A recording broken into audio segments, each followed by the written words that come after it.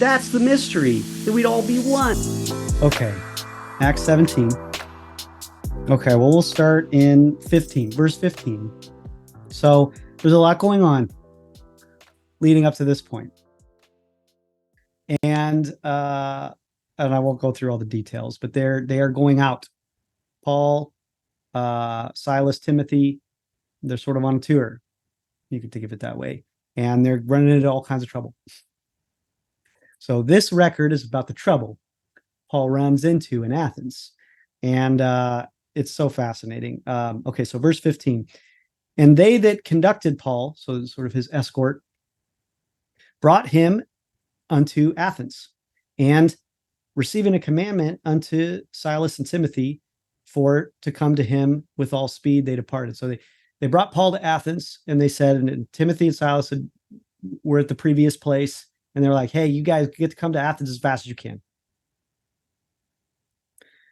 Verse 16. Now, while Paul waited for them at Athens, his spirit was stirred in him. God's at work in him. And he's like, wow, I'm getting antsy. I think I'm going to have to go somewhere. His spirit was stirred in him when he saw the city wholly given to idolatry. So he sees it. He's like, man, I can't keep my mouth shut. Right. And it notes it. Note God's word. Was it because he's just this guy who likes to cause trouble or something like that? No, the spirit was stirred in him. So this is God at work in him. I think that's an important point. Verse 17. Therefore, he disputed in the synagogue with the Judeans and with the devout persons in the market daily, with them that met with him. Was that devout persons in the market daily? Like, the market's where all the action is. That's where all the activity is. So have you ever been somewhere where there's a lot of people and there's someone up on a box talking about their devotion? Like, They don't it's do that that kind of in America, but they do that in the UK still. It's like Speaker's Corner. right. So we're talking about,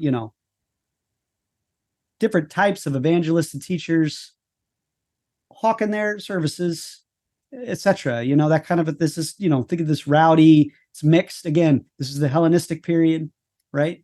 As a just a side note, Ray Comfort still does that in like Venice Beach or something. Yeah. They're still, oh man, the poor young mission folks getting sent to spring break in Florida Oh from the yeah, I can evangelical imagine. churches.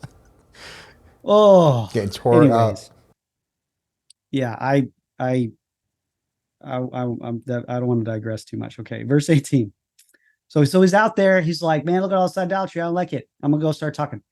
And note that the city's wholly given to it. And where's he going? He's going to the synagogue. Is there some idolatry going on in the synagogue? Maybe, probably, right? So he's out there arguing. Verse 18. Then certain of the philosophers, of the Epicureans, and of the Stoics, which, quick philosophy in a nutshell, Epicurean, eat, drink, and be merry, for tomorrow we die. Stoics, dignity, duty in suffering. So that's your two sides of the coin, so to speak. Most philosophies are going to line up with one of those two. So, but these are named people encountered him. So certain of these philosophers from these traditions. And some said, what will this babbler say? And some, different ones, other ones, he seems to be a setter forth of foreign demons, because he preached unto them Jesus and the resurrection. This King James says strange gods. You said Strange gods. foreign demons. Yeah, the word there, where were we? 18, let me pull it up. It's daimonion. It's another one of those things, right? That word meant something different back then. We kind of, you see daimonion. Oh, weird. Even the interlinear says gods, but demonion. An evil spirit, Yeah. a demon, heathen deity. Right. Wow, that's a weird translation to gods. I guess it's underlined. It's a lowercase god, I guess. But you would lose a lot of context if you just said other god. Right. Gods. Well, and for them, it's like, we're talking about philosophers and stuff. There was all different kinds of these spiritual entities. The spirit of a tree. I think we use the term like a dryad today, right? It's like it's everything's inclusive. You can go and ask your daemonions in the stream where you get your water from. You could go and make worship to them to keep the water flowing, things like that.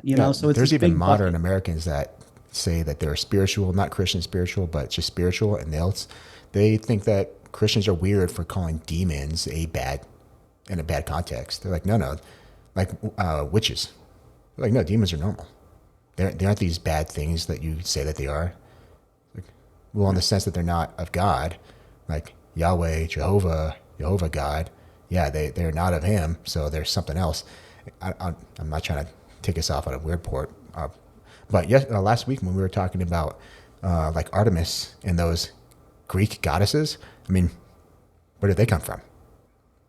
I mean, I don't think it was just of man that those gods, that as Greeks worship them, were just of some guys that were trying to get one over on people. There's evil spirits.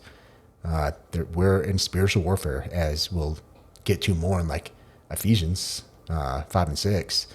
But we don't want to just like be blinded and ignorant that demonions exist and people acknowledge them apparently even back then as something like, oh yeah, they're just these other demonions, these things that are innocuous. They're not there to hurt you.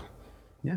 Or they are if you don't do the right things. Yeah, and I mean, the spiritual and and just for the record, since we're recording it here, like what is all that in a biblical context? It's the understanding that a long time ago there was a rebellion, and a third of the angels gave up whatever status they had with God, and they got kicked out, right? And all of the spiritual forces that are not of God, that we sort of, showing up, because in the Old Testament doesn't talk about it that much, right? But then when Jesus shows up, next thing you know, he's casting evil spirits out of people, right? The Bible, it was because of that spiritual awareness. So what is our understanding is that yes, there's all these spiritual entities, and they're essentially against God. So it's either like God and the Lord, or something derived from all of these. And for Greeks, in that word, it was more of a catch-all. We could they have a word for spirit, but we could maybe help to understand what they meant to say, like, the spirits or something like that. So to them, when they use that word, they aren't just thinking of horns, right? That's something that happened in medieval times. We're talking about Paradise Lost stuff, right? It's traditional. None of that existed at this point. And they have we're going to get into it. It's going to talk about it. What does this mean? How does this play out? Since we are kind of in the Greek, though, I think maybe one more thing to note there is that word, sort of the philosophers of the Epicureans and of the Stoics encountered him. It's a little bit hidden as well. That word encounter, it's got a connotation to it. Like you can see there, throwing the one of the words here in my interlinear is parlayed. So look, he is out there causing trouble. He's preaching Christ. He's mad at their idolatry. Like these people that are not his friends per se. He's one more person show up in the market, so to speak, the market of ideas. This is Athens. That's what it was known for. In the marketplace of ideas, and people are listening. So, that's what's going on here. So they reach out to him and they say, and they make this accusation. He be a setter forth of strange gods, or, foreign other of these spiritual things. Daimonions, that's the word they use. Because he was preaching unto them Jesus and the resurrection. Verse 19, and they took him. So they're like, hey, you need to come with us. They took him and brought him unto the Areopagus, or unto Areopagus. This is a place. It's the center. Saying, may we know what this new doctrine, this new teaching, whereof you speak is. So why don't you tell us? Tell us. So this there, the Areopagus. It's like the forum. It's this center of this marketplace of ideas that is to some extent powering Greek culture globally.